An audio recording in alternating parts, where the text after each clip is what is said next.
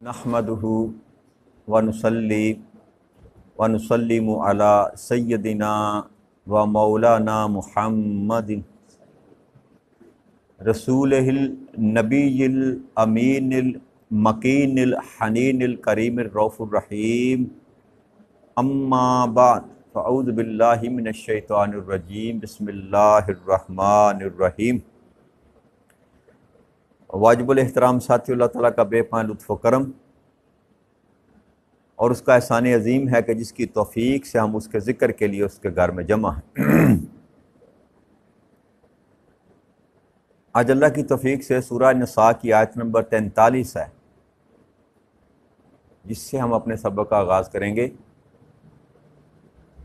اس آیت مبارکہ میں اللہ کریم نے ارشاد فرمایا، یا ایھا الذین آمنوا لا تقربوا الصلاة وانتم سکاریٰ حتی تعلموا ما تقولون ولا جنبا الا عابری سبیل حتی تغتسلوا وان کنتم مرضی او علی سفر او جاء احد منکم من الغائط او لامستم النساء فلم تجدوا ماء فتیمموا صعیدا طیبا فامسحوا بوجوہکم وایدیکم ان اللہ کان عفوا غفورا۔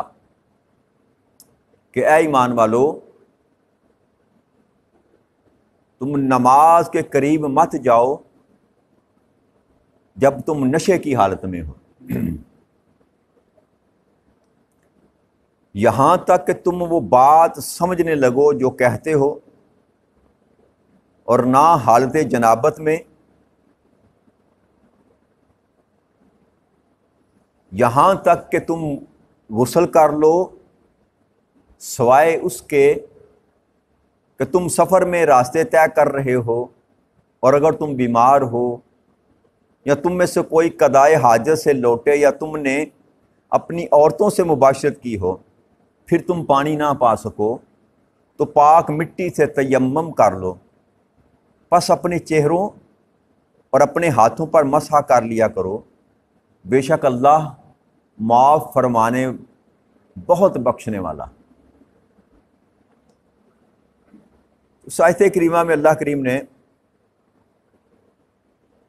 پہلا جو ذکر کیا وہ نشے کی حالت میں نماز کے قریب مت جاؤ۔ یہ آیت کریمہ کا جو حکم ہے، یہ بھی جب سورہ مائدہ میں رب کریم نے شراب اور جوئے کو حرام قرار دے دیا تو یہ حکم بھی منسوخ ہو چکا۔ لیکن حرمت سے پہلے شراب جو تھی وہ پی جاتی تھی، اور کئی صحابی جو تھے وہ پیا کرتے تھے۔ آپ اس بات کو اس ذہن میں بٹھا کر اس بات کو سنیے گا کہ جب صحابی پیا کرتے تھے تب شراب حرام نہ تھی، اس لیے عیب نہ تھا۔ آج 1400 سال پہلے جب یہ ذکر کیا کرتا نا شراب پیا کرتے تھے صحابہ، تو ذہن میں خیال جو ہے نا غلط نہیں آنا چاہیے کہ صحابہ ہو کر شراب پیتے تھے۔ بھائی اس وقت شراب حرام نہیں تھی، ایک مشروب کی طرح تھی۔ جیسے آپ پیپسی پیتے ہیں، کوک پیتے ہیں، جو کا مالٹ پیتے ہیں، ویسے ہی ایک مشروب تھا، وہ تیار کرتے تھے، انگور کا بھی تیار کرتے تھے، کھجوروں کا بھی تیار کرتے تھے، اور بھی کئی طریقے تھے اس کو بنانے کے۔ وہ مشروب تیار کرتے تھے اور پیتے تھے اور انجوائے کرتے تھے، تو وہ حلال سمجھ کر پیتے تھے، اور حلال تھی اس وقت تک، حرمت نہیں آئی تھی۔ تو اس آیت کریمہ کی نزول کی جو وجہ بنی وہ یہ تھی کہ صحابہ کرام کی ایک جماعت بیٹھی ہوئی تھی، اور وہ کسی کو دعوت پر آئے ہوئے تھے اور انہوں نے شراب پی، اور حضرت عبد الرحمن بن عوف رضی اللہ تعالیٰ عنہ نے جماعت کے لیے آگے امام کھڑے ہو گئے، اور جب آپ امام کھڑے ہو گئے تو تلاوت کرتے ہوئے آپ نے تلاوت میں غلطی کر دی، یہ لفظ آگے پیچھے کر دیے، کوئی لفظ حذف کر دیے، نشے کی حالت میں تھے۔ تو تب اللہ کریم نے یہ حکم دیا کہ اس وقت تک نماز کے قریب مت پھٹکو جب تک تم نشے کی حالت میں ہو، یہاں تک کہ تم بات سمجھنے نہ لگو تم کیا کہہ رہے ہو۔ یعنی کہ نشے میں ایک خاص حد سے جب انسان گزر جاتا ہے تو اس کو کچھ خبر نہیں ہوتی کہ وہ کیا کہہ رہا ہے، اس کی زبان بول رہی ہوتی ہے لیکن اس کا دماغ اس کا ساتھ اور فول کرتا رہتا نا جی بندہ. اسی وجہ سے جو ہے نا اس کی حرمت آئی کہ یہ فتنہ اور فساد برپا کرتی ہے. جب انسان کی سوچ اور سمجھنے کی صلاحیت سلب ہو جاتی ہے تو پھر جو اس کے منہ میں آئے گا کرے گا, جیسا اس کا دل چاہے گا وہ کرے گا. اس سے فتنہ اور فساد پیدا ہوتا ہے. تو اوائل اسلام کے دور میں یہ حرام نہ تھی, لیکن بعد میں کیونکہ اس دور میں عام پی جاتی تھی, یہ بھی ایک مشروب کے طور پر عام پی جاتی تھی, تو بتدریج اللہ کریم نے پہلے اس کو منع فرمایا کہ نماز نہ پڑھنا اس کے حالت میں. تو اس حکم کے آتے ہی کئی جگہ صحابہ کرام نے تو چھوڑ دی, کیونکہ اس سے نماز میں خلل آتا ہے. جب نماز آپ کو نماز عزیز ہونا, پھر ہر وہ کام آپ اپنے آپ سے دور کریں گے جو آپ کی نماز میں خلل ڈالتا ہو. تو صحابہ کرام نے اس سبب سے بھی کئی جگہ صحابہ کرام نے شراب چھوڑ دی کہ یہ نماز میں خلل پیدا کرتی. اور پھر جب حکم آ گیا, حرمت آ گئی, سورہ مائدہ میں اللہ نے کہہ دیا کہ شراب اور جوا تم پر حرام کر دیا گیا, تو تب پھر نہ کوئی ایک صحابی رسول صلی اللہ علیہ وسلم ایسا نہ بچا جس نے اس کو کبھی پھر منہ لگایا. ایون یہاں تک کہ جس برتن میں پیتے تھے وہ برتن بھی پھینک دیے, جس برتن میں بناتے تھے وہ برتن بھی پھینک دیے, جس برتن کو یہ شراب لگی ہوئی تھی تمام صحابہ نے وہ برتن بھی اٹھا کر باہر توڑ دی اور پھینک دی. مٹی کے برتن ہوتے تھے. تو یہ جو حکم تھا یہ اس وقت تھا جب شراب حرام نہ تھی. اس لیے اس پیمانے پر نہ تولیے گا اس کو, صحابہ شراب پیا کرتے تھے جی, اس وقت عیب نہ تھا, اس وقت عیب نہ تھا. اس لیے اس دور میں جو صحابی یا رسول صلی اللہ علیہ وسلم شراب پیا کرتے تھے وہ عیب دار اور ناگناہ گار تھے. تو پہلی بات اللہ نے فرمائی کہ اس وقت تک نہ نماز کے قریب جاؤ جب تک تمہیں سمجھ نہ آئے کہ تم کیا کہہ رہے. اب دوسری بات کی کہ جب تم حالت جنابت میں بھی ہو تب بھی نماز کے قریب نہ جاؤ. جب انسان پر غسل فرض ہوتا ہے تو اس وقت بھی اللہ کریم نے نماز سے منع فرما دیا. اس وقت تک نماز کے قریب نہ جاؤ ماں سوائے اس کے کہ تم غسل کر لو. جنابت کے بعد پہلے اپنے آپ کو پاک کرو, غسل کرو, اس کے بعد نماز کی طرف آؤ. پھر اس میں ایکسیپشن رب کریم نے دی کہ اب اگر تم پر غسل فرض ہے اور تم سفر میں ہو یا تم بیمار ہو تو پھر رخصت دی گئی کہ اس میں یہ رخصت ہے کہ اگر آپ سفر میں ہیں یا آپ بیمار ہیں, حالت جنابت میں ہیں, اور اگر آپ پانی استعمال کریں تو آپ کو تکلیف ہو سکتی ہے وقتی طور پر, اب بیمار ہیں, ڈاکٹر نے منع کیا ہے یا کسی بھی وجہ سے آپ پانی نہیں ڈال سکتے سر میں, یا سردی بہت زیادہ ہے اور آپ پانی استعمال کرنے تو آپ کو بیمار ہونے کا اندیشہ ہے, تو ایسی حالت میں رخصت دی گئی ہے کہ جنابت کے حالت میں بھی آپ تیمم کر کے نماز پڑھ سکتے ہیں. پانی میسر نہیں ہے, آپ سفر میں ہیں اور رستے میں آپ کا وضو نہیں ہے, تو آپ کو یہ حکم ہے کہ اب نماز کا وقت آ گیا ہے, پانی آپ کو دور دور تک میسر نہیں, تو آپ تیمم کر کے نماز ادا کر لیں. لیکن یہ رخصت اس وقت تک ہے جب تک آپ کو پانی میسر نہ آئے. جب وہ پانی میسر آ جائے یا آپ کو پتا ہے کہ 2-4-5 منٹ کے وقفے کے بعد آگے پانی مل جائے گا تو پھر وضو کو فوقیت دی جائے گی. یہ اس حالت میں ہے کہ جب قریب قریب آپ کو پانی نہ ملے اور نماز کا وقت جا رہا ہو, نماز کا وقت جا رہا ہو تو آپ تیمم کریں اور نماز پڑھ لیں.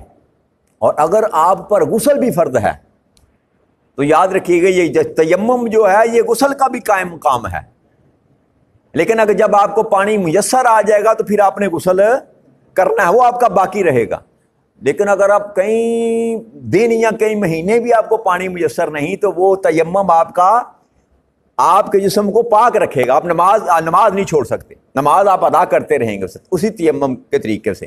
اور تیمم کا طریقہ کیا ہے, آقا کریم صلی اللہ علیہ وسلم نے جو سکھلایا کہ آپ پاک مٹی جو ہے نا, زمین کی مٹی, ساری مٹی پاک ہے, مقصد ہے کہ ظاہری اس میں غلاظت نظر نہ آ رہی ہو, زمین پر ہاتھ مارے مٹی پر اور اس کے بعد ہاتھ کو ایسے جاڑ لیں. اگر زیادہ مٹی لگی ہو تو پھونک مار کر بھی اس کو صاف کر سکتے ہیں. اور پھر دونوں ہاتھوں سے اپنا چہرہ جو ہے اس سارے چہرے پر وہ ہاتھ مٹی والے جو ہے نا, مٹی کو لگے ہوئے ہاتھ, مس کیے ہوئے, مٹی نہیں ملنی منہ پر کہ ایسے مٹی لے کر منہ پہ نہیں, مقصد یہ مٹی کو ہاتھ لگایا ایسے صاف کیا, اور اگر ہاتھ پہ اگر مٹی نظر آتی ہے تو اس کو پھونک مار کے صاف کر لیں. پورے چہرے پر جو ہے نا آپ ہاتھ پھیر لیں, پہلا, اور دوسرا پھر آپ دوبارہ ہاتھ ماریں. اور پہلے بایاں ہاتھ یہ والا اس کو ایسے لے کر یہاں سے شروع کریں گے آپ، ایسے نیچے ایک کونے تک لے کے جائیں گے یہاں، پھر اس کے بعد آپ یہاں اوپر سے لے کر آئیں گے، ایسے لے کر آئے اور اس انگوٹھے کو ملا کر یہاں پھیر کر آپ نے کر لیا. سمجھ آ گئی؟ نیچے سے جائیں گے ایسے، ٹھیک ہے، اور اوپر سے آئیں گے ایسے، اور اس ہاتھ کو انگوٹھے کے ساتھ ایسے یہ انگوٹھا بھی کور کر لیا. اسی طرح یہ ہاتھ کرنے کے بعد پھر حلال کریں گے انگلیوں میں سے، ایسے اور ایسے، اور یہ آپ کا تیمم ہو گیا. اس کے بعد آپ کو نماز میں کوئی رکاوٹ نہیں ہے. بات سمجھ آ گئی؟ تو یہ اللہ کریم نے رخصت دی کہ اگر پانی میسر نہیں ہے تو تیمم آپ کے وضو کا اور آپ کے غسل کا قائم مقام ہوگا. اور پھر دو، اگر تم قضائے حاجت سے لوٹے ہو، نہیں کہ یہ وضو ٹوٹ گیا آپ کا، یا آپ اپنی بیوی کے پاس ہو کر آئے ہو، تو تیمم آپ کر کے نماز بھی پڑھ سکتے ہیں، باقی زندگی کے معاملات بھی جو ہیں عبادات وہ کر سکتے ہیں اس وقت تک جب تک آپ کو پانی میسر نہ آئے. تو وضو کے لیے تو یہ شرط نہیں ہے، وضو آپ کی نماز ہوگی. غسل کے لیے یہ ہے کہ اگر آپ غسل جنابت ہے آپ کے ذمے ہیں اور آپ نے تیمم کر کے اپنا وقت گزارا، جب پانی میسر آ گیا تو آپ غسل کر لیں، آپ غسل کر لیں.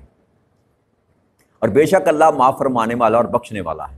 تو اللہ کریم نے فرمایا کہ میں معاف کرنے والا بھی ہوں اور بخشنے والا بھی ہوں. تو یہ رخصت رب کریم نے ایمان والوں کو دی.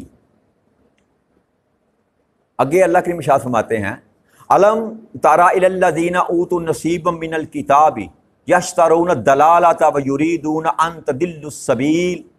کیا آپ نے ان لوگوں کو نہیں دیکھا جنہیں کتاب کا ایک حصہ عطا کیا گیا، وہ گمراہی خریدتے ہیں اور چاہتے ہیں کہ تم سیدھے رستے سے بہک جاؤ.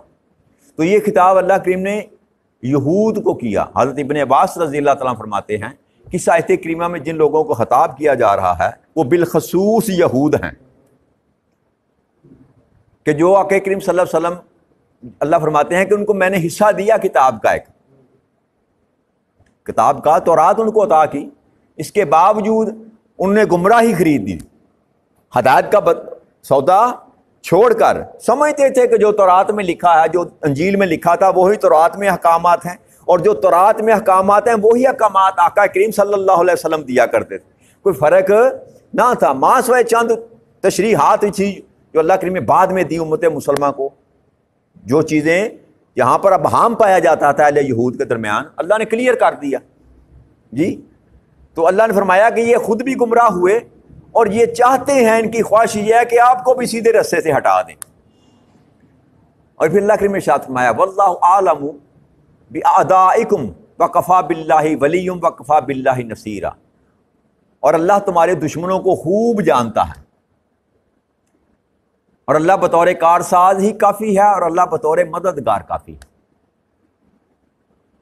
تو یہ مسلمانوں کو یہ بات سمجھائی جا رہی ہے نبی اکرم صلی اللہ علیہ وسلم کو ایڈریس کرتے ہوئے، کیا میرے حبیب ایمان والوں کو بتا دیں کہ اللہ تمہارے تمام دشمنوں کو خوب جانتا ہے، وہ چاہے ظاہری ہوں چاہے چھپے ہوئے ہوں، جس بھی روپ میں ہوں. یہ منافقین کا زمانہ تھا نا، تو اللہ نے فرمایا کہ میں ہر ایک کو جانتا ہوں، تمہارے سابق دشمنوں کو جانتا ہوں. اور پھر یہ فرمایا کہ اللہ تمہارے لیے کار ساز کافی ہے، کہ تمہارے کوئی کام بھی اس وجہ سے نہیں رکیں گے کہ یہ تمہارے دشمن ہیں یا تمہیں یہ ناپسند کرتے ہیں یا تمہارے لیے سازشیں تیار کرتے ہیں، مکر کرتے ہیں، فریب کرتے ہیں. کیوں؟ کہ بطور کار ساز اللہ تمہارے لیے کافی ہے. کار ساز کہتے ہیں کام کرنے والے کو، کار کام کو، اور ساز بندوبست کرنے والا، کام کا بندوبست کرنے والا، کام کرنے والا. تو اللہ نے فرمایا کہ بے شک یہ تمہارے دشمن ہیں، کھلے ہوئے بھی یا چھپے ہوئے بھی. اس بات کا غم نہ کرنا. کیوں؟ کہ تمہارے لیے اللہ جو تمہارا ہے وہ کافی ہے، ہر کام کے لیے اللہ کافی ہے. اور یہ ایمان ہونا چاہیے، انسان کا ایمان اور یقین ہونا چاہیے کہ حقیقت میں اللہ ہی کارساز ہے، اللہ ہی کارساز ہے. اور پھر فرمایا وکفی باللہ نصیرا، اور بطور مددگار بھی اللہ ہی کافی ہے. کہ کوئی بھی کام انسان کا اگر کہیں پھنس بھی جائے نا، تو مشکل میں سے نکالنے والا بھی حقیقت میں اللہ ہی ہے. بھائی سبب کوئی پیدا کر دے، اس میں کوئی بحث والی بات، اس میں کوئی دوسری کوئی رائے نہیں ہے. کہ اللہ ہی آپ کا کارساز ہے اور اللہ ہی آپ کا مددگار ہے. یہ عقیدہ انسان کا ہونا چاہیے, اور اس عقیدے میں کوئی گڑبڑ, اس میں کوئی گڑبڑ نہیں ہونی چاہیے. ورنہ اگر اس عقیدے میں آپ گڑبڑ کریں گے, کسی اور کو کارساز یا کسی اور کو حقیقی معنی میں مددگار اگر آپ نے تسلیم کر لیا عقیدے کی حد تک, تو پھر آپ نے شرک کیا, پھر آپ مشرکوں میں ٹھہرائے گے. اور شرک وہ ایسا گناہ ہے جس کو اللہ کریم معاف نہیں کرتا. لہذا اپنے عقیدے درست رکھیں. عقیدے اس معاملے میں کہ اللہ کے سوا کوئی کارساز نہیں اور اللہ کے سوا حقیقی معنی میں کوئی مددگار نہیں ہے. باقی معاملات زندگی کے چلانے کے لیے اس نے بندوبست کر رکھا ہے.